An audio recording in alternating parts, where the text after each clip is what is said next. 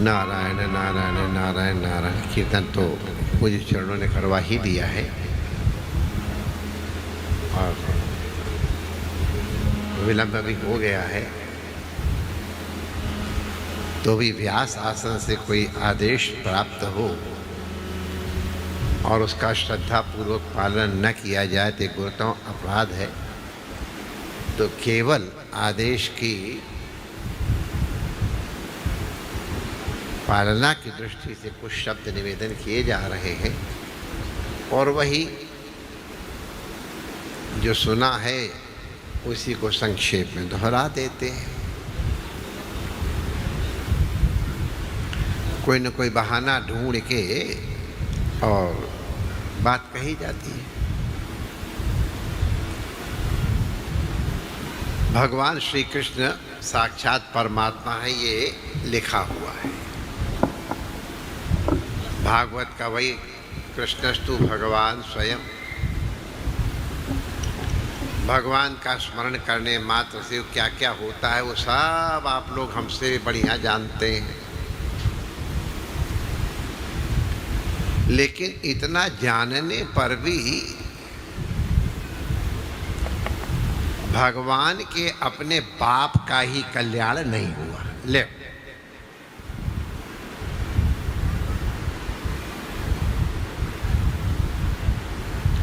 और वसुदेव जी कौन हैं, देवकी जी कौन, ये आप लोग श्रवण कर ही चुके हैं, हम उसको पे पुनः दोहराएंगे नहीं। उनके गुणों का कौन वर्णन कर सकता है। भगवान ने भी प्रयास किया कि इनका कल्याण हो जाए, यज्ञ में ऋषि मुनियों ने भी प्रयास किया, उस तरह से नहीं हो पाया।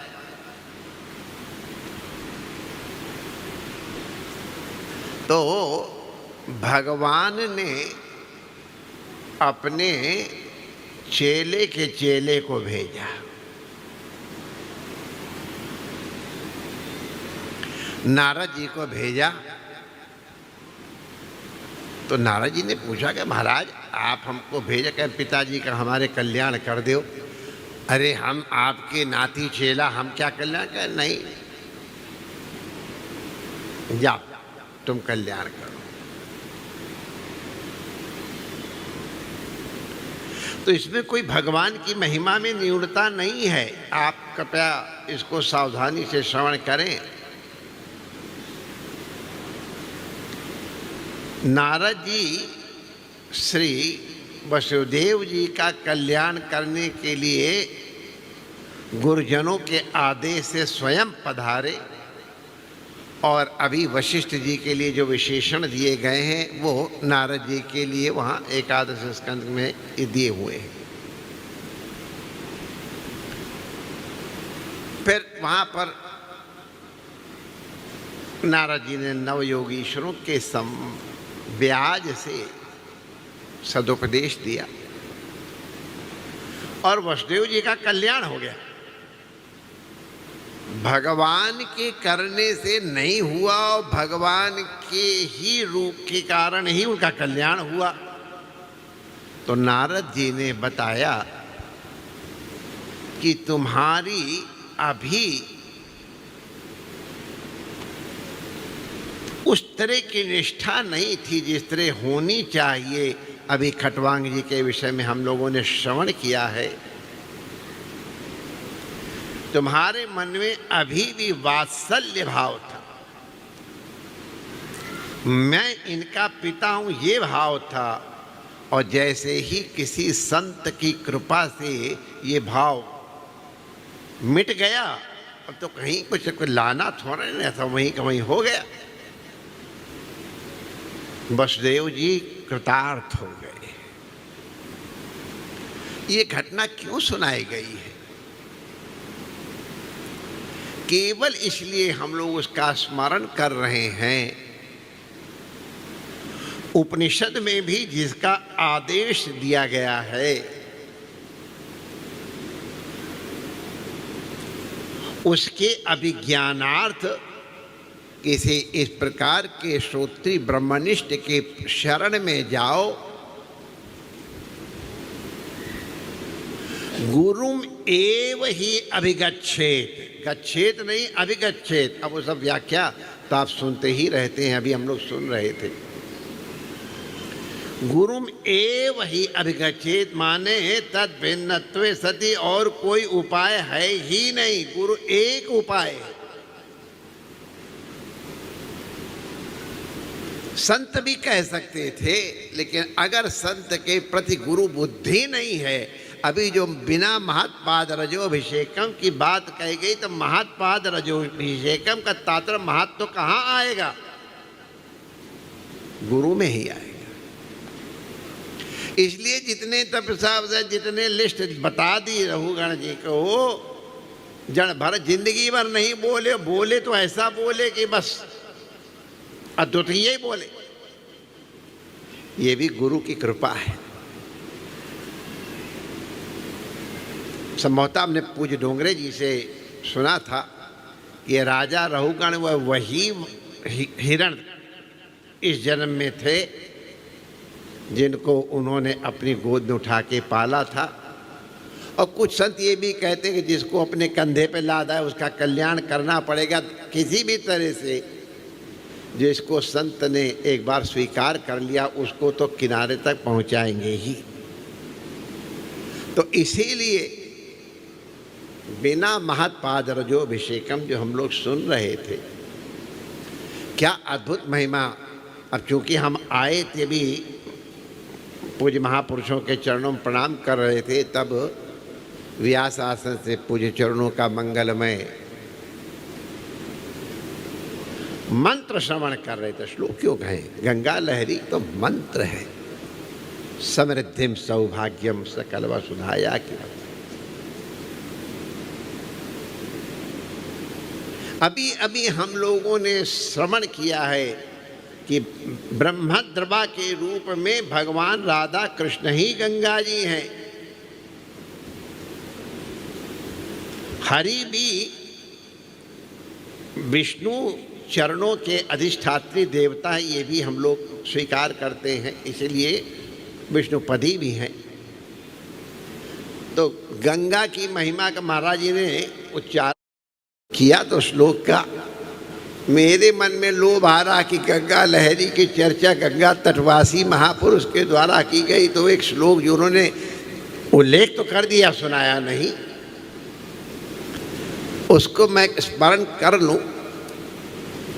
प्रभाते स्नान्तीनां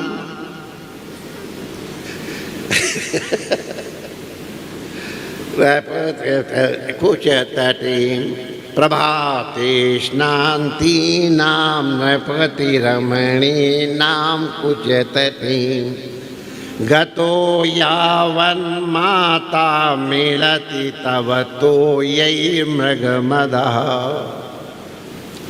मदास्तावत् वैमानिकशतसहस्रो परिवृतः विशन्ति स्वच्छन्दं विमलवपुषो नन्दनवनं। ये गंगा की महिमा है। जैसे आजकल ये सब फुसफुस लगाया जाता है ना, ये त्वचा के रोगों को अभिवृद्ध करता, लेकिन पहले हमारे यहाँ कस्तूरी,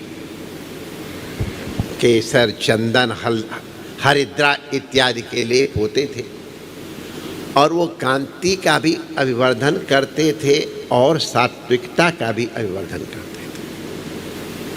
कस्तूरी भगवान की सेवा इसीलिए प्रस्तुत किया। तो नृपत रामणी अपने रात्रि के श्रम को निवारण करने के लिए गंगा जी में आईं और स्नान कर रही हैं।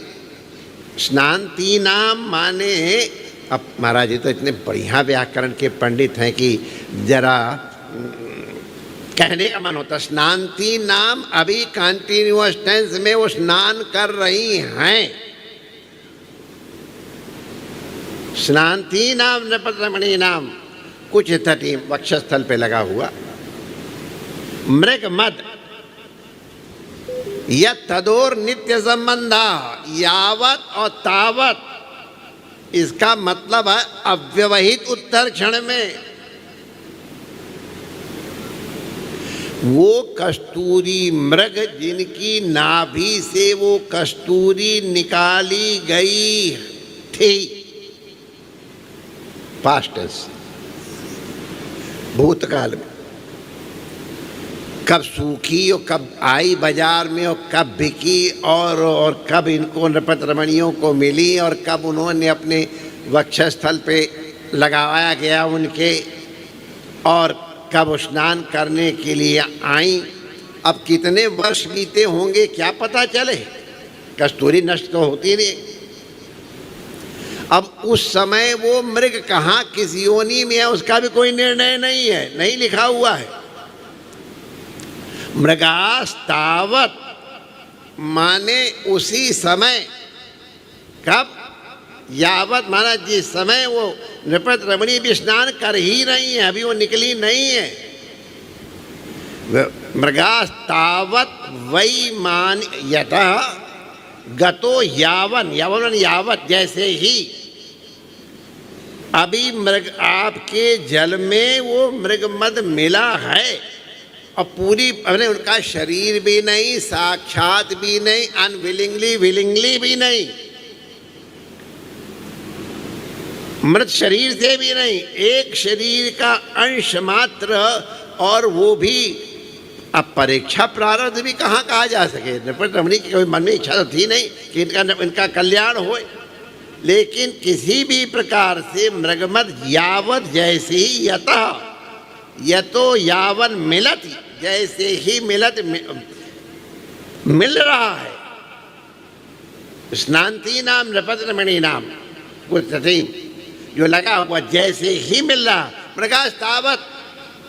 अब वो कहाँ है कोई क्वेश्चन नहीं, किस योनि में है कोई चिंता नहीं है, क्या कर रहे हैं इसकी भी कोई बात नहीं है। यावत माने जैसे ही मिला, तावत माने उसी समय उनको दिव्यत्व की प्राप्ति हो गई। शत सहस्त्रों परिवृत, अकेले नहीं, दिव्य परिकरों के साथ विहार कर रहे हैं। ये गंगा की महिमा पूज्य चरणों ने हम लोगों को श्रवण कराई थी। जब महाराज जी ने प्रारंभ किया तो हमको बड़ा अच्छा लगा। संतों के चरणों में गंगा होती है, संतों को प्रणाम कर रहे थे, उसी समय पंडित राज जी की वाणी में और ये मंत्र, हम गंगा लहरी को मंत्र, हम उत्तरकाशी में जब कभी थे और अब जब कभी हमारा प्रारब्ध पुनः जागृत होगा तो वहाँ इस तट के ऊपर बैठ के गंगा लहरी का पाठ करते हो, तो जगह गंगा जी ले गई जहाँ बैठते थे। तो अद्भुत आनंद है, गंगा तट पे बैठ के गंगा लहरी के पाठ करे तो खैर हम गंगा लहरी की प्रशंसा के लिए नहीं कह रहे हैं, हम केवल गंगा की महिमा का स्मरण करा रहे हैं कि नहाने वहाने साल भर की सब बातें ठीक हैं, सब बिल्कुल ठीक, विलिंगली अनविलिंगली भी नहीं, इच्छा पूर्वक अनिच्छा पूर्वक भी नहीं, जीते जी भी नहीं, मरने के बाद भी नहीं, कोई एक शेष अंग। यावत जैसे ही गंगा में मिलता है वैसे ही वो दिव्य लोक को प्राप्त हो जाते हैं। ऐसी गंगा की महिमा है। अगर पाप होते तो उनको दिव्य देह नहीं मिलती। इसका मतलब है कि जैसे ही वो एक अंश भी मिला और तावत माने तुरंत अव्यवहित उत्तर क्षण में पाप राहित्य प्राप्त हुआ और वो दिव्य लोकों में विहार कर रहे हैं। ऐसा गंगा का सामर्थ्य हम लोगों ने आज श्रवण किया। उनके पापों के निवारण करने की भी सामर्थ्य। साधवो न्यासिना शांता, ये क्रमशः शब्द एक दूसरे का परिष्कार करते हुए चले गए हैं। वही परोपकार कर पाएगा जिसका कोई संकल्प। इस सब आप लोगों ने सुन रहा है, उसको दोहराना नहीं है।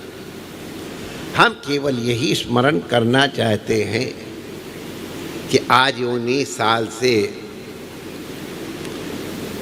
जो गुरु की प्रति कृतज्ञता की बुद्धि के निमित्त के ब्याज से, गुरु चरणों की सेवा के निमित्त अत्यंत व्यस्त होते हुए भी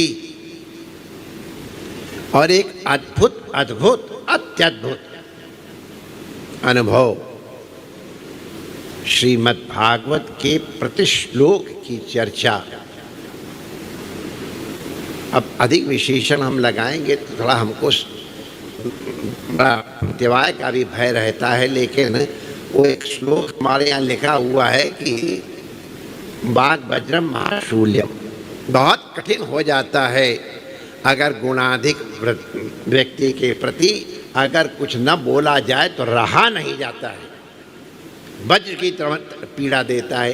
केवल उस शूल के निवारण के लिए कह रहा हूँ कि श्लोक की व्याख्या भी तो होती ही है, विद्या अध्ययन काल में लोग करते हैं, लेकिन जिस प्रकार से कहाँ के प्रमाण खट्वांग की दृष्टि से हमारी बुद्धि वहाँ लग जाए, कैसे लगेगी? भगवान लगाएंगे। उसका स्मरण कैसे हुआ? तो भीष्म का स्मरण कर लिया गया कि मेरी बुद्धि को आप ग्रहण कर लो। कैसे करोगे? तो प्रहलाद जी का अब इस तरह का ये दिव्य वर्णन कोई सामान्य विद्यार्थी सामान्य कथा सामान्य विषय लगा सामान्य कथाकार नहीं कर सकता है। तत्काल वो शब्द, तत्काल वो भाव स्मरण में आवे और ये बोला नहीं जाता है, ये शब्द प्रवाहित होते हैं और इसी को ज्ञान गंगा कहते हैं। गंगा का प्रवाह प्रयास साध्य नहीं है।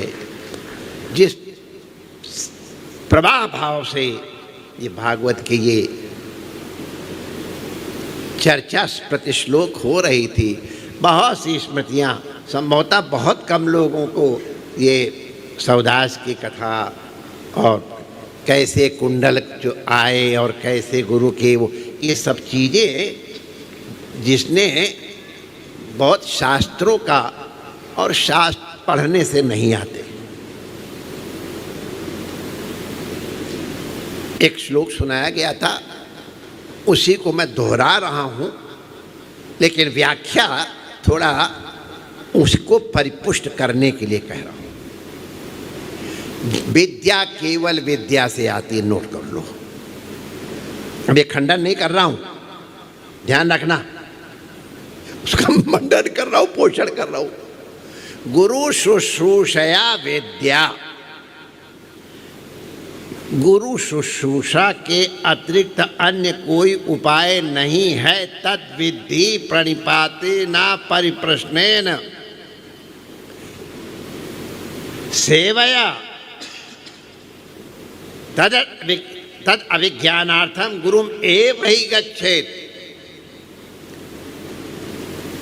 समित पाणित्यासन विशेषण लगाए गए। विद्या बिना गुरु की कृपा के आती ही नहीं। शब्द का बोझा लद जाए संभव है, विद्या गुरु की कृपा से आती है। गुरु विद्या देता नहीं है माय डियर, गुरु के हृदय से विद्या प्रवाहित होती है। इसको हम थोड़ा और स्पष्ट कर दें, क्योंकि हमारे शब्दों को अगर किसी और तरह से समझ लिया जाए तो हमको एक आध बार कठिनाई हो चुकी है। विद्या देने के लिए कई क्रम हैं। पहले तो हम लोगों ने गोबर उठाया, तब कही, तो पहले व्यास शैली में सुनाया गया, फिर समाज शैली में सुनाया गया, फिर सूत्र शैली में सुनाया गया, और ये सब का सब चूंकि वो अवांग मनस गोचर तत्व है, वाणी का विषय ही नहीं, यहाँ मन बुद्धि जाती ही नहीं है, तो मन बुद्धि इत्यादि के बिना तो इन शब्दों का व्यापार हो नहीं सकता है। इसलिए शब्दातीत होने के लिए गुरुम एव ही अभिगच्छेत। तब गुरोस्तु मौन व्याख्यानम शिष्यास्तु छिन्न समझेगा। जब तक उपनिषद के द्वारा गुरु के साथ एकत्व की अनुभूति नहीं होगी, अथवा गुरु जब तक एकत्व का प्रसाद नहीं प्रदान करेगा, तब तक विद्या नहीं आती है। ब्रह्म भाव केवल गुरु की सेवा से या गुरु कृपा से आता है। 7 दिन तक सुखदेव जी पूरा परिश्रम करते रहे, कहाँ हुआ? ये चीज महाराज जी कई बार स्मरण करते, कहीं भगवान ने मुझसे कहला दिया था। जैसे ही गुरुदेव ने कहा तुम शरीर हो, ये पशु बुद्धि छोड़ो, पशु बुद्धिम इमाम जही, ये पशु बुद्धिम इमाम जही वाणी नहीं है माई डियर, गुरु का संकल्प है। जैसे ही सुखदेव जी के मन में आया इसके पशुत्व बुद्धि का त्याग हो जाए, नाश हो जाए, अब विवहित उत्तर क्षण में परीक्षित कृतार्थ हो गए। ये गुरु कृपा है।